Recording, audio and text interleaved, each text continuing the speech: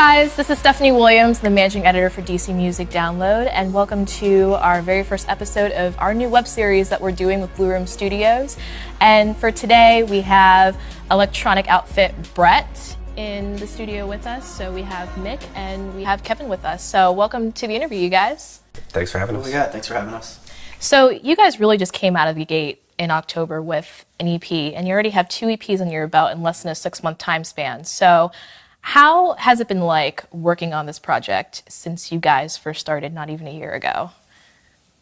It's been a lot of fun. Mick and I have been pretty prolific in trying to create as much music as possible for, for the project. Yeah, we've just been writing, and we had a bunch of songs, and got up together with some, with a label that wanted to help us, release and distribute the songs, and just release a little bit at a time and gain fans and just get your name out there and have just people slowly hear about you and then just kind of build your own buzz. So it's been nice just getting these new songs out.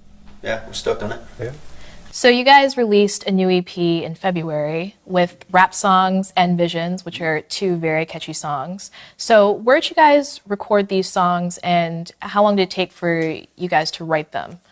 Well, I think we recorded Rap Songs in Los Angeles last summer. Did we? So yeah, we had a studio in Laurel Canyon in Los Angeles for the whole summer, which is really where, not where we really figured out what we were doing.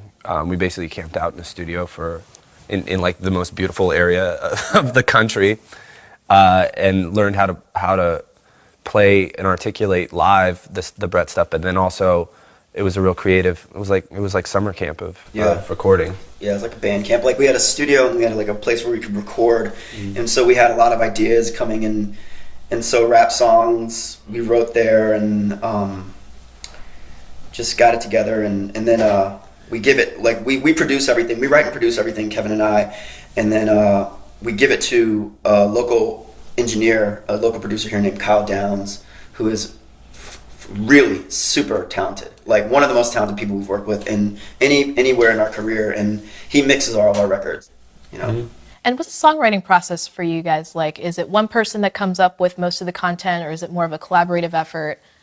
It's back and forth. Yeah. Mick and I throw ideas off each other all of the time at various levels of completion. Mm-hmm. Like a beat, or just like a chord progression, Bass line or something. Yeah, just a bass line. We'll have a basic idea, then we'll sit on it, try to come up with like initial arrangement ideas, and then we'll get just put our heads together and sit down and record. For the next release, are you guys planning on putting out another EP, or is it going to be a full length that we'll see from you guys in the very near future? That's the big debate. Yeah, full length. No, I don't. Yeah, not a full length. I think maybe we'll do another EP and figure out how many songs we want to put on it. I mean, when you do a full length. And I was looking, there's a band that we're playing with this week coming up called Ghost Beach, which is a great pop band from New York City. And they just had this big, debate about like piracy, and they did this thing called like artist versus piracy or something. And like when you do a full length, like for an artist, that's like your statement.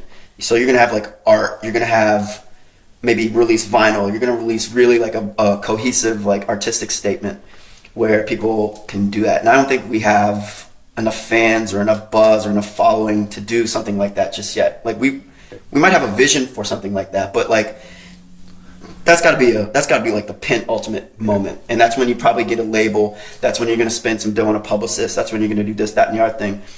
Is there anyone left on your list that you want to collaborate with that you haven't yet? In D.C., Benoit and Sergio are my favorite electronic act to come out of here in a while that we haven't worked with, obviously. Yeah. I like the guy. Volta Bureau is really Volta Bureau, yeah. I like the guys at Future Times, Beautiful Swimmers. So you said that you have a catalog of around 30 songs that you have still. So are these still more along the lines of what we've been hearing so far, or is it going to be a mix of different genres that we haven't heard from you guys yet that we're going to hear soon from you? It's going to be. There's a couple different directions. There's. It's all going to make sense, I think. It's all going to sound like what we're doing. It's all cohesive. It's just, it's just like kind of like just kind of pushing the spectrum a little further on the end. So these are all pop songs. Like we're not gonna make like, I don't know. They're all pop songs because the melodies are all just, you know, we write pop melodies. But I just think the arrangements and the instrumentation.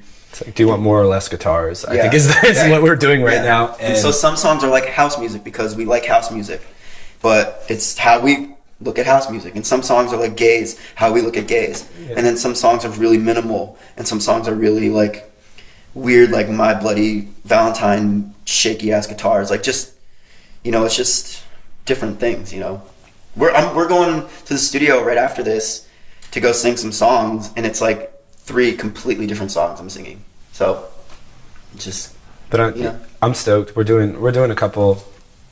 We're doing remixes. We're working on a bunch of. We got, like you said, we got a bunch of remixes that we're going to do, which might sort of make our sound make sense. You know, so you get to put the Brett, like you can when you're remixing somebody else, you can put the Brett stamp or the what you're feeling musically onto someone else's music, and have that as an avenue for people to understand what you're trying to express. Yeah. So like. You know, like the Meeson remix is a great example. We don't have any songs that sound like that, but it sounds like something that we're into. So you don't get annoyed at all if somebody likes your remix that someone else did versus your original song? No. It doesn't bother you that it gets more attention or that it's collaboration. Yeah, it was all part of the plan. Yeah, it's all... That's what we're into. You know, like, so be it. Yeah. And that's great because at the end of the day, the remix is just another version of what we created. What would you guys say was the most challenging thing about getting Brett off the ground and getting this project started? Well, I mean, when you start from scratch, you have 0 fans. And so you have to figure out how you can release your music and get it just heard by anybody. And so you start out with a new project. You know, there was no preconceived notion of anything. We just got it out, gave it to our friends. Some of our friends remixed it. That's another thing. Like some of your friends remix it and get it out to their friends, and then it's like, oh, and then it just goes back to the band. Like, oh, okay, this is cool. All right, Mick and Kevin, thank you for joining us for our interview. It's good to have you guys. Thanks for having us. Yeah, it's great. And find DC Music Download on Facebook and Twitter, and also Blue Room Music Studios as well. So thank you guys for joining us, and until next time, see you.